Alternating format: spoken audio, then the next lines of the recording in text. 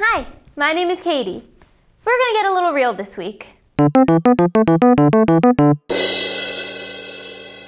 Before I start, in this video I will be talking some about domestic and physical abuse. If you think you may find that triggering, you might want to stop watching this video. Also, I would suggest that you don't go to see the new 50 Shades of Grey movie if you were planning on it. 50 Shades of Grey, erotica, BDSM, Twilight fanfiction. It's a trilogy that's gone from being read guiltily under the covers to being adapted to the big screen. I never read the books. I never really had any interest. Erotica's not really my thing. But it is other people's thing, so there is no judgment. And then they made a movie. And in the weeks leading up to the movie release, I've been learning a lot more about 50 Shades of Grey and how it actually is kind of messed up. So that's what I'll be talking about today, trying to summarize all of this information I've been getting about how truly messed up 50 Shades of Grey is. Everywhere I got my information will be linked below so you can check it out for yourself, including the Wikipedia page for 50 Shades of Grey, because as I said, I have never read the books, nor do I now ever intend on reading them. BDSM stands for bondage and discipline, dominance and submission, and sadism and masochism. BDSM is a sexual practice that involves a dominant and a submissive, role-playing, bondage, etc. Sounds like the stuff Christian Grey likes, right? While Christian Grey claims to practice BDSM, the BDSM community disagrees. For starters, BDSM is supposed to be between two consenting adults who trust each other. BDSM should never involve physical or emotional abuse, despite some misconstrued perceptions of it. Christian Grey says that the reason why he enjoys BDSM is because he was sexually abused when he was young. This leads people to think that everyone who enjoys BDSM was sexually abused at one time or another, which is not true and actually not even common. BDSM involves the dominant partner comforting the submissive partner after sex, which Christian Grey does not do. BDSM also involves having a safe word in case one of the partners feels uncomfortable, which Christian Grey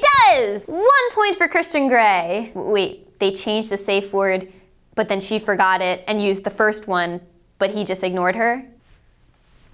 That was me erasing your point, Grey. So why do we care about whether this is BDSM or not? Maybe you don't, but imagine this. Someone decides to make a movie about a ballerina. Ballet, especially on point, is very difficult and takes years and years of hard work. If it's not done correctly, you could get hurt. In this new movie, however, someone decides they want to become a ballerina, begin walking on their toes all day long, and very soon they are a ballerina. Children will go to this movie and think, wow, I can be a ballerina too. But instead of looking into it or taking a dance class, they just begin walking on their toes all day. They walk on their toes all day thinking they're going to become a ballerina, but all they're doing is hurting themselves. To explain that drawn out metaphor, this movie's coming out around Valentine's Day.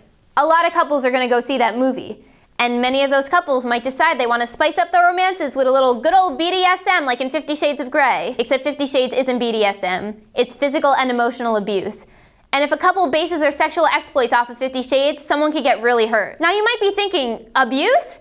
They get married, they have kids. How is that relationship bad? One of the links below is a post by a survivor of domestic abuse. She talks about how, while reading 50 Shades of Grey, she found all the personality traits of her domestic abuser in Christian Grey. Here are just a few. Stalking. Christian constantly turns up where Anna is. He shows up at her work and when she's with friends. He follows her even when she said she needs time to herself. He puts a tracking device in her phone so he can know where she is at all times. But it's so romantic. He cares about her. It's creepy. Not to mention illegal. Also, he tells her that if she ever tries to leave him, he will track her down. So romantic. Controlling. He is very controlling, beyond the point where it should stop being hot and start getting really annoying and creepy. For starters, he makes her sign a contract about their sexual relationship. He orders for her in restaurants, tells her what she should eat and when she should eat it, what she should wear and when she should wear it. This is not about him caring for her. This is about his need to be the dominant even outside of their sexual relationship. Isolation. It is common in an abusive relationship for the abuser to isolate the victim from the victim's friends and family. The abuser will get so angry at the victim for making plans on his or her own that eventually the victim will stop being with people without the abuser there. Christian causes Anna to be isolated from her friends Kate and Jose. The former most likely because she could probably see Christian for who he is,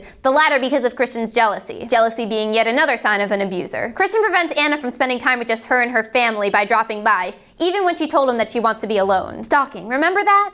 Blame shifting. Abusers will never blame themselves for anything negative that happens. Christian blames who he is on Elena Lincoln, who sexually abused him when he was young. A history of abuse being yet another sign of an abuser. Granted, she should be blamed for what she did, but Christian is the one who decides who he is, not her. Christian blames Anna for not getting her shots, causing her to become pregnant. Says the man who doesn't like to wear condoms. It takes two to make a baby, pal. In general, Christian punishes Anna for everything she says or does that he doesn't like. Again, this has nothing to do with BDSM.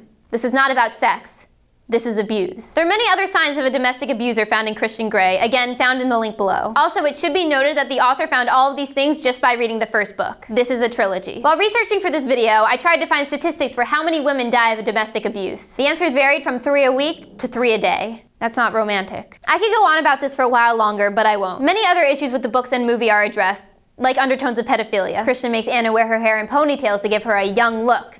He also says that he believes that his unborn daughter already likes sex. If you still want to see this movie, that's your prerogative. I know that a lot of people exposed to this information will still find it easy to look the other way for some easy entertainment. What I ask is this. When you're watching this movie, imagine your daughter, your sister, your niece, even your mother in that kind of relationship. Picture your son or your brother if you want. Abuse goes both ways. I know it might be difficult in the first place to imagine a loved one in a relationship with BDSM, but now put emotional and physical abuse on top of it. Imagine a loved one's significant other screaming at them because they got pregnant. Imagine a loved one being told what to do and when to do it, what to wear and when to wear it, what to eat and when to eat it, and your loved one doing it because they think they're in love with the person telling them to do it, but mostly because they don't want to see that person get angry at them again. If you're planning on just seeing this movie for laughs, I'd encourage you to not. 50 Shades of Grey is not a laughing matter. The new SpongeBob movie is. In conclusion, that's a summary of the things I've been learning about these books and this movie that I will neither read nor see. I'm not an expert in anything, I have no personal experience to attach to this, so like I've been saying, links below. I'm also including a link to a domestic abuse hotline, so if anything I've been talking about in this video sounds familiar in your relationship, you might want to consider checking it out. I'm sorry if I said anything that spoiled the books or the movie for you, but yeah, no, I'm not sorry. This video has been super serious, but it's something that I really wanted to talk about. I encourage you to share this video and/or any of the links below that you find informative to anyone that you know who's planning on seeing this movie. Thanks for giving me your time. Bye. I'm just picturing a meeting where a bunch of people just sat around the table to decide what Katy Perry was going to do for her performance. All right, listen, I have a great idea. She rides in, wait for it, on a giant tiger.